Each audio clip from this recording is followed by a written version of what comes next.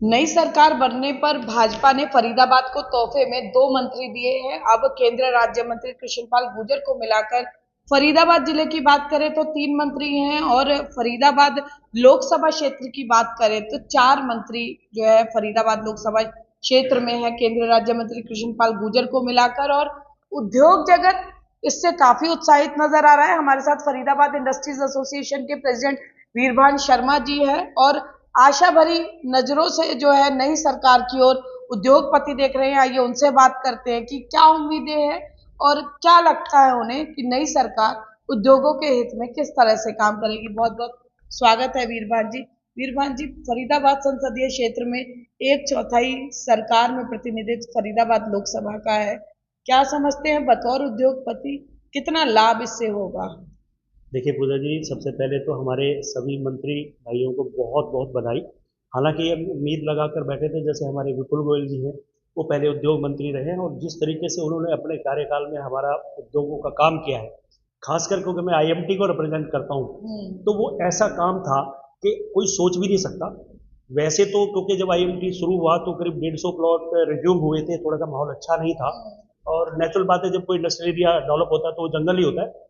लेकिन बहुत ज़्यादा दिक्कत थी, क्योंकि लोकल कुछ ऐसे असामाजिक तत्व थे जहाँ पे इंडस्ट्री को थोड़ी सी परेशानियाँ थी कि गोडाउन बनाते थे, गोडाउन तोड़ देते थे, कभी बोलते थे हमारे से सीमेंट लो, हमसे bouncer low. But Vipul Goyal जी क्योंकि उद्योग मंत्री थे, जो भी हमारी लोकल सरकार बीजेपी की सरकार थी, तो इतना जबरदस्त सहयोग मिला कि 1 साल के अंदर अंदर जो 150 प्लॉट उन्होंने सरेंडर किए थे, वो सारे के सारे वापस आईएमटी के अंदर जो है प्लॉट ढूंढ रहे थे। और आज की तारीख में अगर देखें तो जो प्लॉट सरेंडर होते थे वो जो 10, 12, 14 हज़ार की रेंज में मिले थे, आज लाख रुपए की रेंज का रेट है। तो आप ये स्वाभाविक बात है कि ये सारा कुछ अगर हुआ है तो ये हुआ है सरकार की वजह से। और उस समय की जब मैं विपुल गोयल जी की बात कर रहा हूँ, उस समय करीब करीब 100 करोड़ रुपए का रिफंड कुछ अलॉटमेंट में रेट में डिफरेंस थे, तो विपुल गोयल जी के और पास उसकी उम्मीद भी लगभग उद्योगपति छोड़ चुके थे। बिल्कुल हम छोड़ चुके थे, क्योंकि सरकार से सरकार वापस दे दे वो बड़ी बात है। लगभग नामुमकिन होता है। तो ये तो जैसे वो कहते हैं ना, भूतों ने भविष्य थी, वो ऐसा काम था कि उम्मीद बहुत कम थी, लेकिन हमने संघर्ष जारी रखा और विपुल गोयल जी ने मतलब इस तरीके से काम किया कि हम उनके पास ही लंच करते थे, उनके पास ही ब्रेकफास्ट करते थे, उन्हीं के मंत्रालय में जाके वो मंत्री जिस तरीके से अपने मातहत जितने भी हमारे आईएएस अधिकारी जो थे सेक्रेटरी लेवल के, उनसे वो ज़्यादा करेक्शन और डिटेल नेगोशिएशन होती थी। तो वो 100 करोड़ रुपए का रिफंड, मुझे नहीं लगता कोई आईएमटी का वो प्लॉट होल्डर भूल सकता है जिसका रिफंड ये आया होगा, जिससे उतने पैसे कम जमा कराए होंगे। तो अब क्योंकि विपुल जी आए हैं, तो मैं अगेन उनसे, तो उनके कार्यशैली से हम परिचित हैं। दूसरे हमारे जो राजेश नागर जी हैं, वो मुझे लगता है उनसे ज़्यादा मिलनसार शायद ही कोई भाई होगा। वो सबसे ऐसे मिलते हैं, उनके पास कोई प्रोटोकॉल नहीं है। और वो जब मंत्री बने तो स्वाभाविक बात है कि जो देखिए, जैसे आपने बताया कि 25% अगर मंत्रालय की एरिया अगर हमारे पास आ जाता है, तो स्वाभाविक बात है कि हम उम्मीदें पहले से भी ज़्यादा हो जाती हैं और इच्छा शक्ति भी मायने रखती है। इच्छा शक्ति मायने रखती है। उद्योगों की जब भी पॉलिसी बनी है, चाहे विपुल गोयल जी के बाद में अगर जो दूसरे उद्योग मंत्री जी आए, जैसे हमारे मूलचंद शर्मा जी थे, वो उद्योग मंत्री, उद्योगों के प्रति जब भी पॉलिसी बनी है तो बीजेपी सरकार ने पहले हर इंडस्ट्रियल एसोसिएशन को एक लेटर भेजा कि आपके क्या क्या सुझाव हैं। और उसमें मैं समझ सकता हूँ कि हमने 21 सुझाव दिए थे, और उसमें से मुझे लग रहा है 17 या 18 इम्प्लीमेंट हुए थे। ये एक मुझे लगता है औद्योगिक नगरी के लिए एक अच्छी शुरुआत है, क्योंकि ये टीस रहती थी उद्योगों के लिए योजनाएं बनाई जाती है, चाहे वो उद्योगों के हित में हो या प्रैक्टिकली पॉसिबल हो या ना हो। जी, जब तक देखो आपकी सहभागिता ना हो, जब तक आपके जिसके प्रति आप जो कुछ दे रहे हो उसको ना पता हो कि आपको क्या चाहिए, आपसे पूछा जाए, तो ज़्यादा एक किसी भी तरह से इम्प्लीमेंटेशन में और वो आपकी उम्मीदों पे खरा उतरने के चांसेस ज़्यादा हो जाते हैं। तो इंडस्ट्री की जितने मैक्सिमम पॉलिसीज बनी हैं, वो हमने मैक्सिमम के जितने सुझाव दिए वो सारे इम्प्लीमेंट हुए, या कुछ जैसे ऐसा है नहीं कि कभी मांग तो कभी खत्म नहीं होती है। आज की तारीख में भी अगर हम फरीदाबाद के लिए बात करते हैं तो हमेशा एक बात करते हैं कि यहाँ पे कोई ना कोई ओईएम लगना चाहिए, कोई व्हीकल बनाने वाला कारखाना अगर लगे। गुड़गांव हमारे सामने एक एग्जाम्पल है कि फरीदाबाद इंडस्ट्रियल एरिया जब बना तो वो एस्कॉर्ट्स ट्रैक्टर की वजह से बना, लेकिन उसके बाद अगर मारुति आई गुड़गांव में, तो गुड़गांव एक बिल्कुल कस्बा टाइप था। आज वो मल्टीनेशनल भी फरीदाबाद से मल्टीपल टाइम आगे है। मैं आपको टोकना चाहूंगी, क्योंकि विपुल गोयल जी ने चुनाव प्रचार के दौरान भी ये वादा किया था कि मदर यूनिट के लिए वो प्रयास करेंगे जितना संभव है, क्योंकि अलग सोच रखते हैं। तो लगता है कि विपुल, क्योंकि बाकी जो पहले मंत्री रहे या कुछ जो भी था कि वो हाथ खड़े कर गए थे, किसी ने स्पेस का जो है बताया कि स्पेस अवेलेबल नहीं है, तो लगता है विपुल गोयल जी कोई ना कोई तोड़ निकाल लेंगे इसका। देखिए, सिर्फ कैलकुलेशन का तरीका है जी। हम्म। आपने बिल्कुल ठीक कहा कि पहले जब ये बात उठी तो एक बात बिल्कुल मुझे साफ आई। याद है दुष्यंत चौटाला भी हाथ खड़े कर गए थे बिल्कुल कि बिल्कुल। भाई यहाँ हाँ पॉसिबल नहीं है। हाँ, बिल्कुल आपने ठीक एग्जांपल दिया। दुष्यंत चौटाला जी जब रेडिशन होटल में हम्म। हमने उनके सामने ये सबसे पहले उनसे के सामने ये मांग रखी थी जब 2009 में बीजेपी सरकार आई, तो हमने उनको रिक्वेस्ट करी थी कि देखिए, आप अगर मारुति उद्योग, जो उस वक्त हमने एग्जांपल दिया था कि वो 17,000 करोड़ का तो जीएसटी देती थी, हम्म। आज के डाटा मेरे हाथ में नहीं है, वो मल्टीपल हो चुका होगा इस वक्त। आप अगर उसको फ्री भी जमीन दे देते हो, या एक कैलकुलेशन करो कि अगर वो प्लांट हरियाणा में ना लग के किसी और स्टेट में लग जाए, और एक अगर फरीदाबाद में लग जाए, क्योंकि फरीदाबाद कंपोनेंट मैन्युफैक्चरर्स का हब है, वो ऑल वर्ल्ड को देता है, सिर्फ हिंदुस्तान को नहीं। मुझे नहीं लगता हिंदुस्तान में दुनिया की कोई भी कार मैन्युफैक्चरिंग कंपनी इस वक्त एग्जिस्ट ना करती हो। आपके पास इंफ्रास्ट्रक्चर है, यहाँ ड्राई पोर्ट बन चुका है, इंपोर्ट सब्स्टिट्यूट अवेलेबल है आपके पास। इस वक्त सबसे बेहतरीन अगर कोई प्लेस है तो आपके पास फरीदाबाद है, क्योंकि गुड़गांव में स्पेस की बहुत कमी हो चुकी है। आपके पास लैंड का रेट की मत सोचियो कि महंगी जमीन है, अगर आप उसको कोई भी सब्सिडाइज रेट पर दे देते हो, वो अगले 2 साल में जीएसटी के थ्रू आपको रीपे कर देगा। तो इंडस्ट्री ओईएम अगर आता है तो सरकार, आप एक हिसाब लगाए कि हरियाणा का जो मूल चूल ढांचा है ना, जबरदस्त परिवर्तन आ जाएगा, क्योंकि सबसे बड़ी चीज है रोजगार।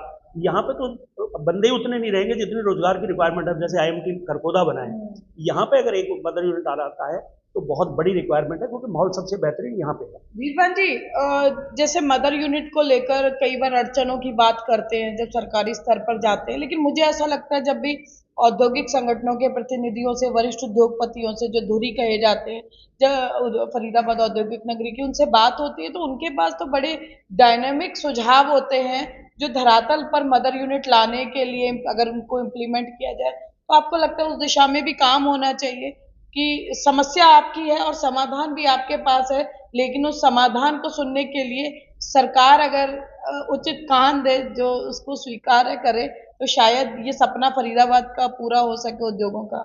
देखिए, सबसे बड़ी बात वही है कि जो हमारे रिप्रेजेंटेटिव हैं वो कितने एनर्जेटिकली उसको कितना सीरियसली लेते हैं। जैसे आपने दुष्यंत चौटाला जी का एग्जांपल दिया, उन्होंने स्टेट में ऑन द डाइस बोल दिया था कि नहीं, ये पॉसिबल नहीं है यहाँ पे। जबकि विपुल गोयल जी जो इस वक्त जो हमारे मंत्री या जो इस वक्त माहौल है वो थोड़ा सा डिफरेंट है, क्योंकि आप ये सोचें कि कई बार ऐसा भी होता है कि कुछ समर्थन से सरकार, ऐसा होता है, कुछ राजनीतिक मजबूरियां भी होती है। आज की तारीख में सरकार के पास ऐसी कोई राजनीतिक मजबूरी नहीं है, और इच्छा शक्ति भी दिखाई देती है। इच्छा शक्ति दिखाई देती है। तो मुझे लगता ये है कि जो सोच पे निर्भर रखता है, क्योंकि आप जब इंडस्ट्रीज के बीच में रहते हो, आपका हरियाणा के अब तो क्योंकि हम सेकंड नंबर के हो गए, पहले फरीदाबाद पहले नंबर का था, जिसकी हमें टीस हमेशा रहती है कि दोबारा अगर फरीदाबाद को पहले नंबर पे पहुंचाना है तो एनसीआर में ये बेस्ट लोकेशन है कि आपके पास जेवर एयरपोर्ट के लिए कनेक्टिविटी हो गई है, आपने दे दी, बहुत बहुत धन्यवाद सरकार का। आपके पास दिल्ली मुंबई हाईवे बन गया है। इस वक्त ये जो पॉइंट है ना, आईएमपी कहिए या फरीदाबाद कहिए, this is the best location in Haryana. तो आपको अगर कोई बड़ा मदर और यूनिट रेट वाइज भी अगर गुड़गांव से कंपेयर करें तो फरीदाबाद चीप एंड बेस्ट है और अवेलेबिलिटी है। आज की तारीख में अगर यहाँ से पूर्व की तरफ चले जाए तो हमारे पास एम्पल लैंड बैंक है, जहाँ पे इंडस्ट्रियलाइजेशन के लिए अगर आपको 500-700 एकड़ जमीन चाहिए, मे बी वो पलवल तक टच करना पड़े, but it is available comfortably, कोई दिक्कत नहीं है बहुत बड़ी उसमें। रेट ऊपर नीचे होगा, वो मैंने बताया कि वो जीएसटी या वो टैक्सेस के उसके थ्रू ही निकल जाएगा, सरकार को बहुत ज्यादा उस पर अफसोस नहीं होगा जरा सा। वीरवान जी, एक और दुखती रग पे आपकी हाथ रख रही हूँ। अक्टूबर शुरू हो गया है, ग्रेप सिस्टम लागू हो गया है, फिर वही डीजल जनरेटर को लेकर मार पड़ेगी उद्योगों पर। क्या लगता है, हर बार आप लोग इस बात को कहते हैं कि कोई वैकल्पिक जो है समाधान निकाला जा सके, तो कुछ है, सरकार नहीं है, जोश में नजर आ रही है कि इस ये बहुत इंपॉर्टेंट मुद्दा है, क्योंकि पूरा साल भर का जो काम है वो डिस्टर्ब हो जाता है जब ये मार पड़ती है। तो इसको लेकर क्या आपकी राय है कि क्या करना चाहिए सरकार को? देखिए, एक तो आपने बहुत ही अच्छा सवाल, क्योंकि आप इंडस्ट्रीज के साथ रहते हो ना, तो आपको भी हमारी परेशानियां सबसे ज्यादा पता है। मैंने कहा दुखती रग पे हाथ रख दिया। ये बहुत सच बोला आपने कि अक्टूबर आते ही ग्रैब की नोटिफिकेशन शुरू हो जाती है और उस वक्त हम डीजी नहीं चला सकते। अब क्या है कि जनरेटर की जो वैल्यू है बहुत ज्यादा है। इत्तेफाक से यूपी गवर्नमेंट ने 25% सब्सिडी दे दी है जनरेटर पे, क्योंकि हमारे पास पीएनजी जनरेटर, पीएनजी जो भी यूरो 4 डीजी सेट जो आ गए ना, उनके ऊपर 25% सब्सिडी दे दी, रादर उसके फ्यूल के ऊपर भी सब्सिडी दे दी। तो मेरा सुझाव डेफिनेटली हमारे जो नए मंत्रीगण बने हैं, सबसे पहली मीटिंग में हमारा सबसे पहली मांग कहिए या सुझाव कहिए वो यही रहने वाला है। एक तो आपके साथ लगते स्टेट हमसे पहले विजिल हो गए कि उनको ये मालूम है कि एक तो डीजी सेट पे पहले भी सब्सिडी होती थी, वो खत्म कर दी, कोई बात नहीं। लेकिन इस वक्त क्योंकि सभी इंडस्ट्रीज के पास, सारे एमएसएमई के पास डीजी सेट के बिना काम नहीं चलता, सबके पास है, पर वो जबरदस्ती की इन्वेस्टमेंट करनी पड़ी है और वो 15-16 लाख से शुरू होकर करोड़ों रुपए तक का है, depending upon the size of industry. तो इस पे जो सब्सिडी वाला मामला है, इस पर सरकार को जरूर सोचना चाहिए। ऑफ कोर्स पोल्यूशन, क्योंकि ये इंटरनेशनल मुद्दा है, हमारा बिल्कुल सरकार के साथ सहयोग रहेगा और जो उसके प्रोज एंड कॉन या जो उसके लिए हमारे को अपने कदम उठाने हैं, इंडस्ट्री पूरा सहयोग देती है। दूसरा इसमें एक और चीज़ है, क्योंकि हम आईएमटी में है और आईएमटी में 3 साल के अंदर अंदर कंस्ट्रक्शन करनी होती है।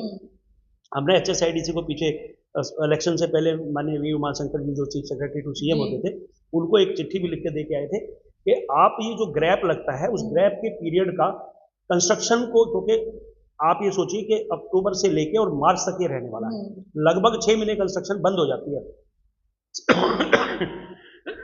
सॉरी, 6 महीने के अंदर 3 साल का हमारे को टाइम होता है, 6 या 18 महीने की कंस्ट्रक्शन बैन हो गया, लगभग 2 साल का बैन हो गया और 3 साल कंस्ट्रक्शन के मिलते हैं। तो उसमें आईएमटी को पर्टिकुलरली 1 साल या 1.5 साल सरकार बढ़ा के रिलैक्सेशन देगी। 3 साल वाले टाइम को फ्री जो टाइम रहता है, उसके बाद एक्सटेंशन पेड टाइप रहती है, तो फ्री जो टाइम है वो 4.5 साल कर दिया जाना चाहिए। बिल्कुल, देखिए वीरभान शर्मा जी हमारे साथ थे। सरकार नहीं है लेकिन उम्मीदें वही पुरानी जो है नए मंत्रियों से लगा रहे हैं उद्योगों को लेकर, चाहे ग्रेप सिस्टम की बात हो या फिर मूलभूत सुविधाओं की। उद्योग जगत आशा भरी नजरों से नई सरकार की ओर देख रहा है। अब जो देखने वाली बात यह होगी कि राजस्व में जो सरकार के साथ खड़े होने वाले इन उद्योगपतियों को सरकार कितनी जल्दी और कितनी राहत दे पाती है। कैमरा पर्सन शिवम के साथ फरीदाबाद से पूजा शर्मा, पंजाब केसरी टीवी। हमसे जुड़े रहने के लिए हमारे YouTube चैनल को सब्सक्राइब करें और नई वीडियो की नोटिफिकेशन के लिए बेल आइकॉन को दबाएं। अगर आप ये वीडियो Facebook पर देख रहे हैं तो लाइक जरूर करें और ज्यादा से ज्यादा शेयर करें। धन्यवाद।